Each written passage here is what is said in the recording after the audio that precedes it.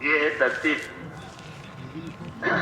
تو میں نے کہا دنیا کی زندگی اللہ تعالیٰ نے ہم کو دین بنانے کے لیے دی کہ یہاں اپنا دین بناؤ. اس لیے حضور صلی اللہ علیہ وسلم دعا مانگتے تھے, اللہم اصلح لی دینی الذی هو عصمت امری. یا اللہ میرا دین بنا دے, یا اللہ میرا دین سنوار دے کہ وہ تو میرے کام کی اصل بنیاد ہے, وہ تو میرے معاملوں کی اصل بنیاد ہے, وہ میرا دین ہے دنیا میں. تو کہا ہاں یہ دعا رہبری کے لیے بھی ہے اور حاجت روائی کے لیے بھی ہے. دعاؤں میں عام طور پر حاجت کا دھیان ہوتا ہے, وہ ٹھیک ہے کہ دعا حاجت کے لیے ہوتی ہے, اس سے کوئی انکار نہیں ہے. لیکن جس طرح حاجت کے لیے ہوتی ہے دعائیں, نبیوں کی دعائیں حاجت کے لیے بھی ہوتی ہے, رہبری کے لیے بھی ہوتی ہے, کہ یہ چیز اتنی اہم ہے اس لیے اس کو مانگا جا رہا ہے, اس میں مدد طلب کی جا رہی ہے, اس میں آسانی مانگی جا رہی ہے, وغیرہ وغیرہ. تو دعا مانگ رہے ہیں کہ اللہم اصلح لی دینی الذی هو عصمت امری. یا اللہ میرا دین سنوار دے,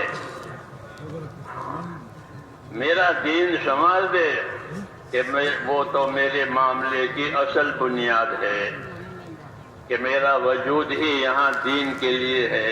جب پیدا ہوا تھا اذان کہی تھی, اور جب مرنے لگا تو کلمہ یاد دلایا تھا کہ اپنے مرنے والے کو کلمہ یاد دلاؤ حدیثوں میں. تو جب پیدا ہوا تو اذان دی تھی, پر مرنے لگا تو کلمہ, تو دونوں دائیں بائیں دونوں ایک ہی چیز ہے. یہ علامت ہے کہ اس کو اسی خاص کام کے لیے یعنی دین کے لیے پیدا کیا تھا. تو وجود ہمارا میرے دوستوں اس دنیا میں یہ دین کے لیے ہے. اللہم اصلح لی دینی, یا اللہ میرا دین سنوار دے کہ وہ تو میرے کام کی اصل بنیاد ہے, کہ میرا وجود اور میری صلاحیتیں اسی کے لیے ہے, کہ میرا وجود بھی دین کے لیے اور میری صلاحیتیں بھی دین کے لیے, جانی مالی ذہنی فکری جتنی صلاحیتیں ہیں وہ تمام صلاحیتوں کو دین پر لگانے کا حکم ہے. ہاں, کہ کسی صلاحیت سے بے دینی کا ظہور نہ ہو, بلکہ تمام صلاحیتیں دین پر لگے. ہاں, ادخلوا فی السلم کافہ, اپنے دین میں پورے داخل ہو جاؤ, ایک ٹانگ باہر ایک ٹانگ اندر, ایسا پورے. ادخلوا فی السلم کافہ, اپنے دین میں پورے آ جاؤ. تو اس لیے حضور دعا مانگ رہے ہیں کہ اللہ میرا دین سنوار دے, کہ وہ تو میری اصل بنیاد ہے. دین کے سنوارنے کا کیا مطلب ہے؟ دین کے سنوارنے کا ایک مطلب یہ ہے کہ دین کے بارے میں جو یقین ہونا چاہیے وہ یقین اندر پیدا ہو جاتا ہے, کہ بغیر دین کے کوئی بھی کامیاب نہیں ہوگا. ہاں, یہ پکی بات ہے, یہ پکی بات ہے کہ بغیر دین کے کوئی طبقہ انسانوں کا کامیاب نہیں ہوگا, نہ تاجروں کا, نہ مزدوروں کا, نہ حکیموں کا, کوئی بھی. یہ اپنی جگہ رہے طبقے, لیکن ان سب کی کامیابی کا مدار اللہ نے ان کے دین پر رکھا. اس لیے کہا کہ ہمارا دین سنوار دے کہ وہ تو ہماری اصل بنیاد ہے, اصل بنیاد ہے نجات کے لیے بھی, اور اصل بنیاد ہے رہبری کے لیے بھی. کہ دین ہوگا تو آخرت میں نجات ہوگی, دین ہوگا تو یہاں صحیح رہبری ہوگی. حق کیا ہے, باطل کیا ہے, حلال کیا ہے, حرام کیا ہے, ظلم کیا ہے, انصاف کیا ہے, یہ دین بتائے گا. دین بتائے گا کہ انصاف کیا ہے, ظلم کیا ہے, حق کیا ہے, باطل کیا ہے, سچ کیا ہے, جھوٹ کیا ہے. جس طرح روشنی میں ہر چیز کھل جاتی ہے, کہ کانٹا پڑا ہے, چابی پڑی ہے زمین پر, ہاں روشنی ہو گئی, تو کانٹے سے بچے گا اور چابی اٹھا لے گا, کام کی چیز ہے. تو ایک روشنی ہے, ایک رہبری ہے.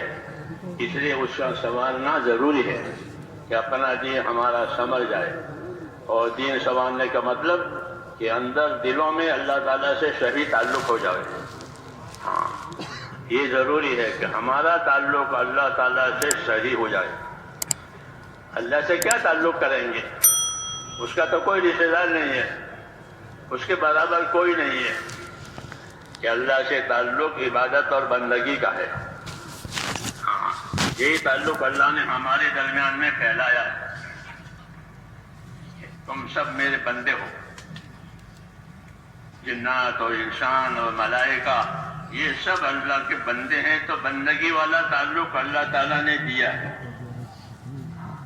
وہ دین اسی کی رہبری کرے گا کہ اللہ کی بندگی اور اللہ کی عبادت کیسے صحیح ہو جائے، کیسے بندہ بن کر زندگی گزرے، اس کی رہبری دین کرے گا کہ بندہ بن کر زندگی گزارو۔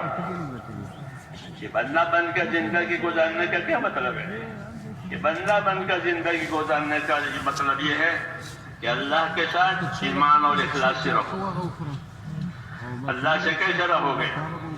کہ اللہ کے ساتھ ایمان سے اور اخلاص سے رہیں گے کہ اللہ پر ہمارا ایمان ہے کہ اللہ ہی وہ ذات ہے جو عبادت کے لائق ہے، اس سے سوا کوئی عبادت کے لائق نہیں۔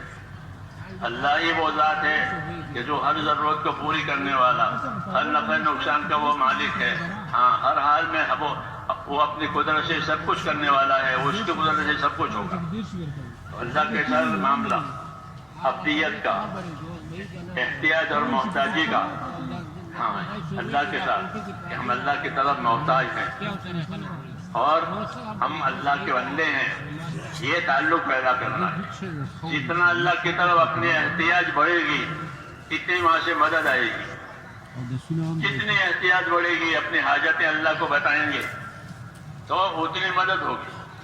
جی ہاں، اللہ کو یہ پسند ہے کہ بندے اس کے سامنے اپنی حاجتیں پیش کریں، اس سے مانگیں، اس سے امیدوار رہیں، اس کے ساتھ اچھا گمان کریں، اس سے نا امید نہ ہوئیں۔ یہ سب ہدایتیں اللہ تبارک و تعالیٰ سے ہم کو دی گئی تاکہ ہمارا تعلق اللہ تعالیٰ سے صحیح ہو جائے۔ اور اللہ نے ایک بڑی بات ہم کو یہ سنائی کہ میں بندے کے ساتھ وہ معاملہ کروں گا جیسا وہ میرے ساتھ گمان کرے گا۔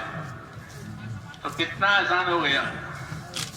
ہاں، اللہ کی تو شانیں ہیں، ان شانوں پر کون عبور کرے گا؟